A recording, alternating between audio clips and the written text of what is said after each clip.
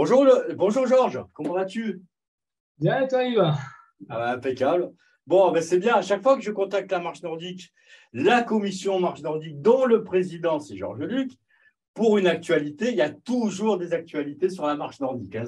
Ça pêche pas, qu'on soit en début de saison. Alors là, en l'occurrence, on a un début de saison, fin, milieu. Il y a toujours des actualités, il y a toujours quelque chose à dire. Tout Donc, à fait, parce que c'est une commission qui est jeune, donc il y a beaucoup de choses à faire à, ou mettre à en place. refaire parce qu'on s'est trompé. Donc, on n'en reste pas les bras croisés, donc on met un pied devant l'autre. D'où Ça, la c'est marche. clair. La marche nordique, ça remue. Peut-être parce qu'il y a des bâtons, donc ça remue un peu plus, mais la marche nordique, ça remue. Donc, en fait, là, on va évoquer trois petits chapitres, en gros. Hein. On vient de finir 2022, une année un peu compliquée, les amis. Hein. Moi, je vous le dis, Ouais, c'était ouais, tout à c'était fait. l'après-Covid. L'après-Covid, c'était une latence au niveau des challenges un peu compliqué à maintenir, à mettre en place, à poursuivre. Et voilà, on a toute cette année. Et puis le redémarrage avec un redémarrage en normalité, une année un peu normale. Le début de saison, il n'y a pas eu d'annulation, il n'y a pas eu tout ça. Donc ce redémarrage-là, mais la commission Marche Nordique, elle ne se contente pas de ça, en fait. C'est pas assez qu'elle veut redémarrer. Elle veut, d'après ce que j'ai compris, elle veut modifier, elle veut essayer, elle veut faire plein de choses derrière. Donc, c'est de bon augure, certes, mais ça va Tout à demander fait. beaucoup de temps et ça va demander l'implication de beaucoup de monde en même temps que les athlètes s'impliquent, les organisateurs s'impliquent, la ligue s'implique. Donc, bon, écoute, c'est en tous les cas de bon augure. Donc, on va parler de 2022, la fin de 2022, comment ça s'est passé et quel enseignement on en tire. On va parler aussi, encore et toujours, alors comme tu le disais, c'est une jeune commission, c'est une jeune pratique, donc c'est très structuré. Il y a des formations qui se font en permanence, donc tu nous en diras un mot sur les formations passées, en cours et à venir. Et, le thème principal, je dirais, on va parler de 2023. Est-ce que vous avez en tête aussi en 2023 par rapport au challenge, par rapport au label, par rapport au MNT, tout ça, quoi. Bon, vaste programme, on va essayer d'aller vite parce Oui. on essaie de faire des vidéos courtes. Donc, je te lance direct sur 2022 et le petit bilan de 2022. Allez, vas-y, à toi, Georges. Oui, ben, merci à toi. Donc, malgré les difficultés, nous avons réussi à maintenir le challenge régional. Donc, nous avons eu en 2022 quand même 4 compétitions, 5 avec 5 compétitions. Et bon, bah, le challenge, On les on a cite là, terminé le challenge. Comment? Gap, Roque-Baron, Aubagne, Gapeur, Roquebaron, Pollen Bolène, Septène. et Septem. Voilà, 5. Il y en a 5. Gap, Il y en a 5, voilà, voilà. Donc, difficilement, mais on a réussi à maintenir ce challenge parce qu'on voulait vraiment le faire. Les marcheurs étaient demandeurs. Comme on a dit tout à l'heure, c'est une jeune discipline qui se cherche et on a pu accrocher avec la Ligue sur ce challenge et c'est quelque chose qui nous tient à cœur. Et les organisateurs y tiennent aussi parce que c'est une marque de reconnaissance de la Ligue par rapport à eux. Quoi. Parce qu'il faut quand même dire qu'il y a un cahier des charges qui est quand même compliqué et on fait tout pour le maintenir à flot. Mais voilà, mais il y a, comme on a dit tout à l'heure, c'est une jeune discipline et il y a des choses qui marchent relativement bien, d'autres un peu moins bien. Donc, le but de la commission est de ne pas se mettre les mains dans les poches, entre guillemets, mais vraiment de sortir les mains et d'aller au charbon et ne pas avoir peur de remuer le fumier, si je peux le dire, pour voir ce qui en sort. Quoi. Voilà. Alors, pour les athlètes, ce qu'on peut dire, c'est, bon, on clôture 2022, le challenge. Les athlètes, est-ce qu'ils vont avoir leur classement? Il y aura une soirée de récompense? Est-ce que vous êtes... Oui, oui, oui, oui, oui, oui, qu'il ne se fasse pas de soucis. D'ailleurs, quand on les rencontre sur les différentes compétitions, parce que voilà, on se voit souvent. Hein. Et c'est la question qui les préoccupe parce qu'ils sont très demandeurs. Donc, ils s'y tiennent à ce challenge. Ce sont des compétiteurs, donc ils aiment bien avoir le classement. Ils ont le classement individuel, mais après, il y a le classement challenge. On veut bien se positionner par rapport à la ligue. Donc, effectivement, le classement va sortir. Donc, après Aubagne, donc on clôture. On est en train de préparer ça et qu'il ne se fasse pas de soucis, étant donné qu'il y a un classement. Je leur promets qu'il y aura une soirée de récompense. Donc, Bon, je ne sais pas encore où, parce qu'il y a plusieurs solutions, toutes plus belles les unes que les autres, mais il y aura quelque chose. Voilà, préparez-vous. Bon, préparez-vous et on compte sur vous, hein, les athlètes, hein, et les organisateurs, enfin, et les clubs. Bien sûr, les athlètes et les organisateurs sont évidemment invités. Ouais. Oui, puisqu'en plus, dans le challenge, il y a le challenge des clubs aussi, hein, donc les clubs les plus présents, tout ça. Et je sais que c'est important, c'est très important pour cette communauté de marcheurs nordiques, où les clubs, ils sont hyper investis, on les voit, c'est vraiment des déplacements de clubs. Enfin, vraiment, ça fait plaisir à voir. Donc, voilà, il y a le challenge des clubs et il y en aura pour tout le monde. Voilà. Ils viennent tous avec des athlètes individuels quand ils ne sont pas trop nombreux. Ouais. Ils peuvent faire 1 à 2 équipes, ils viennent avec 1 ou 2 équipes et ils comptent tous se monter un jour ou l'autre, à un moment ou à un autre sur le podium. Et c'est entre guillemets, c'est une guerre permanente. Quoi. Mais après, on finit tous autour du technique. Hein. Voilà. C'est ça. Bon, allez, 2022, on clôture. Les formations. Les formations, ouais, ben, l'autre n'arrête pas. Il me disait, Georges, il me disait, là, je vous prends en témoin. Ouais, ce week-end, on avait une formation, et le week-end dernier, on avait ci, et t'es pas venu. Je dis, les gars, avertissez-moi un peu plus tôt, et derrière, vous n'arrêtez pas. Donc, je ne vais pas vous suivre tout le temps, quoi. Mais effectivement, dis-nous un petit peu les formations passées, les actuelles et les futures. Qu'est-ce que vous avez dans tout ça? Donc, on a fait, j'ai animé une formation à Miramas de juge marche nordique compétition. Donc, il y avait 8 candidats. Donc, ça s'est très bien passé. Donc, c'était sur une journée. On a fait pas mal de pratiques. Donc, c'était super. Tout le monde est parti super content. Tu peux nous dire rapidement ce qu'est un juge marche nordique voilà. Rapidement, juge marche nordique régional. Comment? À quoi ils servent? Le juge, il sert à quoi? À casser les pieds aux marcheurs. Bon, c'est déjà un bon point au début. Étant donné que la marche nordique, c'est une discipline qui est très technique, il faut absolument qu'elle soit encadrée. Et pour être encadrée, il faut des juges. Quoi. Donc, il y a des juges tout le long du parcours pour contrôler que la technique est bien respectée. Parce que qu'est-ce qui retient, qu'est-ce qui limite la vitesse d'un marcheur de marche nordique? C'est la technique. Si on enlève la technique, on va aussi vite que les coureurs. Hein. Ben, ils courent. Parce qu'on a les bâtons en plus. Quoi. Mais comme nous avons la technique, donc il faut qu'elle soit contrôlée. Donc il faut que les juges soient en permanence formés et qu'ils soient là sur le terrain. Donc les licenciés, là, les athlètes, il y a des formations très régulièrement de marche nordique pour devenir juge, enfin en tous les cas pour faire tourner cette pratique sportive. Et il y a besoin de beaucoup de bénévoles pour venir sur les compétitions et juger et faire le juge, quoi. Hein. Donc voilà.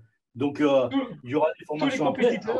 Tous les compétiteurs devraient passer par une formation de juge pour se rendre compte de ce que c'est et être après un peu plus clément sur les juges qui sont sur le parcours.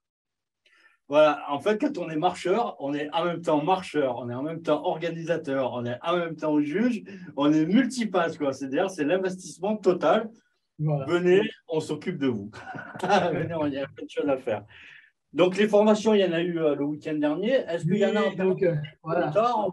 Comment ça se passe? Est-ce qu'il y en a le week-end dernier, j'ai animé une autre formation.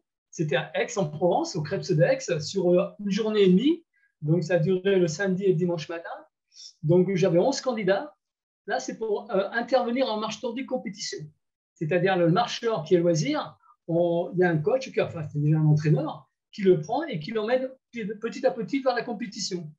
Donc, l'entraîneur doit être capable de détecter les fuites, les fautes et de les corriger, tout en sachant à fond sur le règlement. Il faut qu'il soit à fond sur le règlement, tout ce qui est carton, qu'est-ce qu'on a le droit de faire, qu'est-ce qu'on n'a pas le droit de faire, et la progression d'un plan d'entraînement, comme sur la route. Ok, Georges, donc je rappelle, le week-end d'avant, c'était à Miramas, c'était pour des juges. Le week-end dernier, c'était sur le Krebs à Aix, à Blouris, et c'était plus destiné aux entraîneurs. C'était le passage du loisir à la compétition. On a ce passage-là derrière. Et est-ce qu'on a en perspective, il y a d'autres formations en cours ou ça va venir ou c'est pas encore Non, j'ai demandé quand même aux instances de se calmer un petit peu parce que j'ai du mal à suivre. Parce que entre la formation à Miramas, au milieu, j'ai fait Aubagne. Après Aubagne, je suis allé à Aix. Là, vendredi, il y aura la réunion. Donc, le week-end après, c'est Marseille-Cassis. Donc, je suis sur Marseille-Cassis. Donc, Ouais, ça fait beaucoup. Et puis, il faut entretenir la pêche et tout. Il faut aller pêcher aussi en même temps. Donc, comme je le connais un peu, Georges, il faut du temps pour tout. Tu sais, je suis bien d'accord avec toi. Euh, on passe à 2023. Alors, c'est quoi? Alors, mets-nous un petit peu. Alors, en 2023,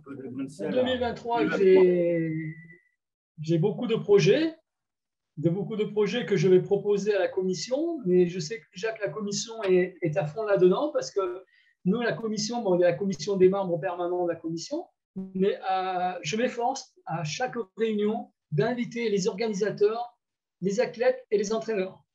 Ah ouais, on va s'arrêter 2 secondes là-dessus. Attends, on s'arrête 2 secondes là-dessus parce que moi, je suis un observateur éloigné de ce qui se passe sur la commission marche nordique. Vous êtes une commission qui fonctionne assez de façon collégiale, quoi. C'est-à-dire que toi, tu es président de la commission, cette présidence-là, tu l'amènes à t'as créé un groupe d'organisateurs, un groupe avec des athlètes, un groupe avec des salariés. Il y a Caroline Mangion qui est très active sur cette commission également. Et derrière, vous recueillez, vous vous réunissez, vous recueillez tout ce qui va, tout ce qui ne va pas. Et c'est comme ça que ça fonctionne. Donc, c'est vraiment une commission qui fonctionne de façon très collégiale, apparemment. Hein. Voilà, donc nous, tous les organisateurs de la Ligue sont invités à ces réunions.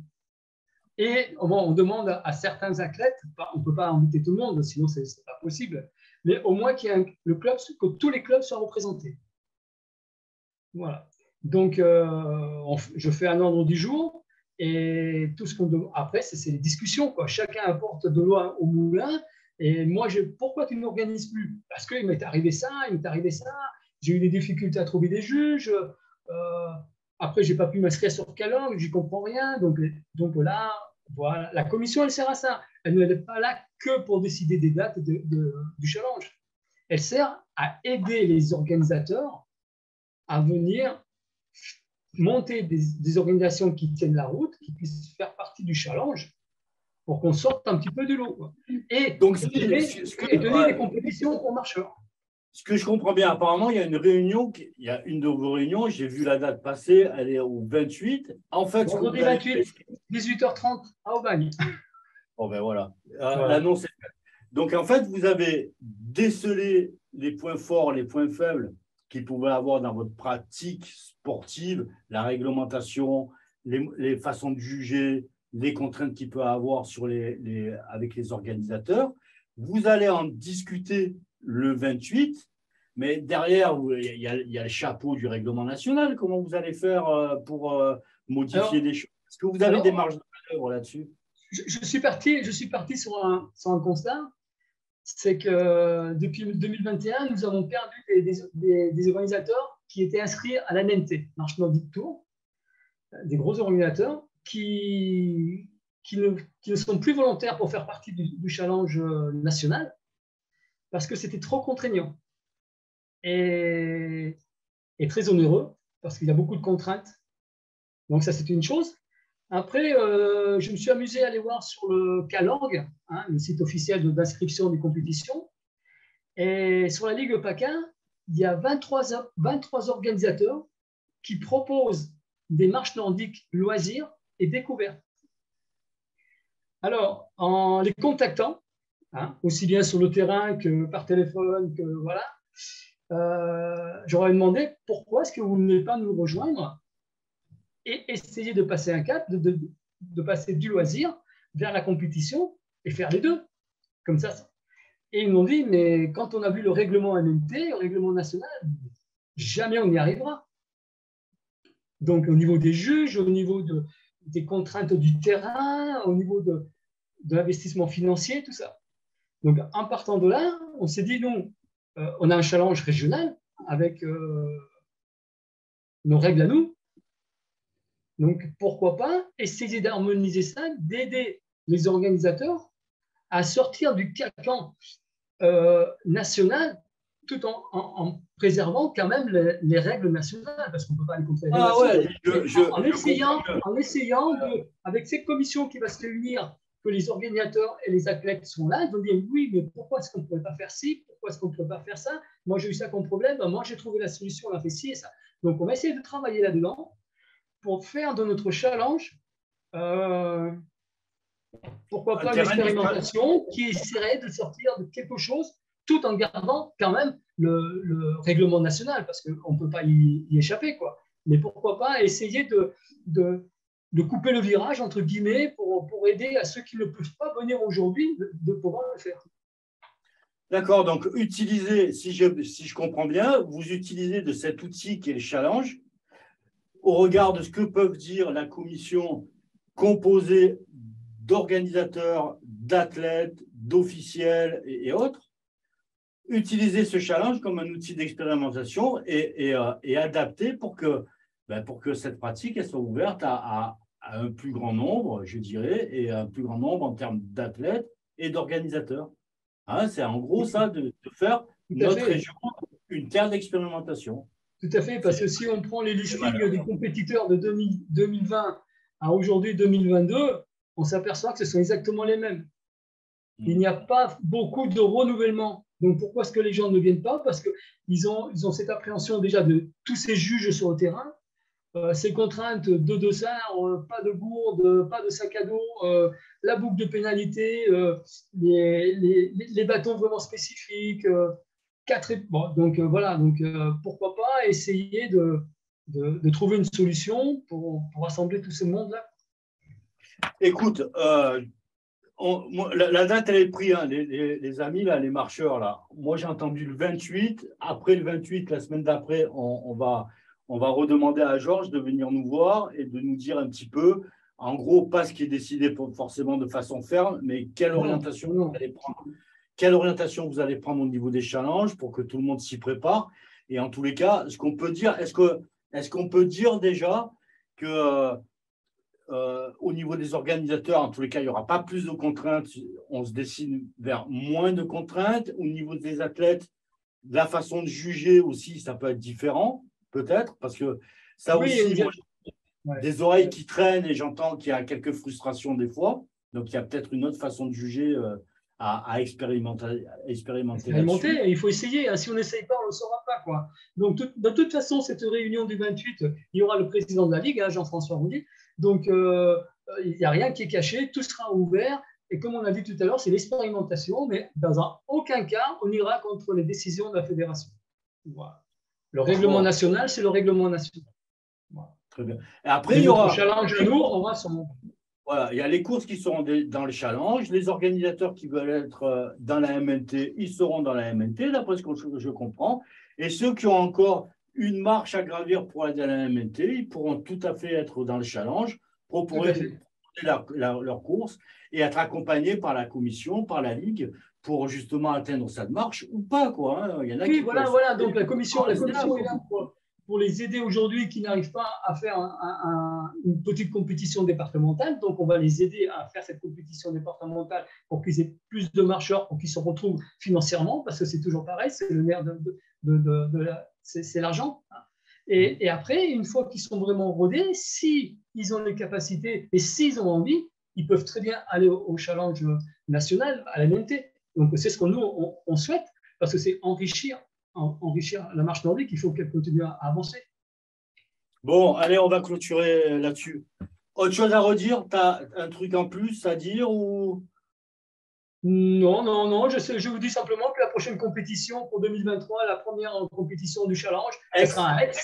Voilà. Alors, moi, je suis en train d'y travailler. Là. Vous allez voir sur le site provence-athlète.fr. Je suis en train de refaire un peu les calendriers avec pas que la marche nordique, hein, un petit peu tous les compétitions. Et quand j'ai ressorti, j'ai édité. Alors, tu me corriges si je fais erreur.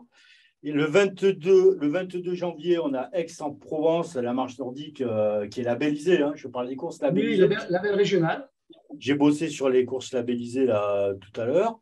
Il y a Sifour, mais tu connais ce club, toi, Sifour, ça alors. En avril, une marche nature. Pour les plages, c'est le 16 avril où il y a 2023. Elle est labellisée pour la première année, hein, c'est ça? Oui, parce que la première année, la première organisation c'était au Brusque. C'est ça. Sur l'île du Gaou, où tu étais là d'ailleurs, je crois, il me semble. Oui, tout à fait. Voilà, donc là, et on a Bolène après, on a le 7 mai à Bolène, mais là, attention, tenez-vous, c'est un label national. C'est un C'est un label label national. Voilà, donc tout le monde le doit sur la couture, hein, là, c'est comme ça. Ensuite, on a Aubagne et la marche nordique aubanaise. Voilà, en gros, je dirais, nos courses, nos épreuves labellisées pour 2023. Mais il n'empêche que dans le challenge, apparemment, d'après ce que je comprends, il y aura beaucoup plus de compétitions que ces courses labellisées-là. Oui. Eh ben déjà, pour l'année dernière, on avait Roque Baron qui était départemental, ouais, ouais. qui était championnat départemental. Là, j'ai été contacté par un organisateur de l'Aimé, hein, et qui fait un trail et qui m'a demandé s'il pouvait faire, il m'a demandé des conseils pour organiser une marche nordique sur un circuit de cross. Et il aimerait bien intégrer le challenge. Donc là, il faut que je prenne contact avec lui et aller vérifier le parcours et valider le parcours pour qu'il vienne nous rejoindre. Ça sera avec grand plaisir et j'espère que les autres vont suivre. Ben, ce qu'on pourrait faire, une fois que vous avez calé un peu le calendrier, on pourrait se faire une émission avec les organisateurs comme ça qui Ah, ça serait super. Les organisateurs, quelques compétiteurs. Voilà. Ouais, on va clôturer là pour pas que ce soit trop long, parce qu'à chaque fois, moi, je me fais taper sur les doigts parce que c'est trop long. Merci, Georges. Et moi, je peux vous dire, comme ça, un aparté, les marcheurs, vous avez de la chance d'avoir une commission qui se bouge autant et qui essaie toujours d'améliorer de cette façon-là la pratique sportive. Donc, n'hésitez pas, allez-y, commentez et faites plein de choses. Abonnez-vous à la chaîne. Merci, Georges. Et venez nous voir à Aix-en-Provence. Jack. Et venez, mais on en reparlera plein de fois avec Aix-en-Provence. Oui. Merci beaucoup, Georges. Bonne fin de soirée. Allez, bonne soirée à tous. Bye. Bye. Bye.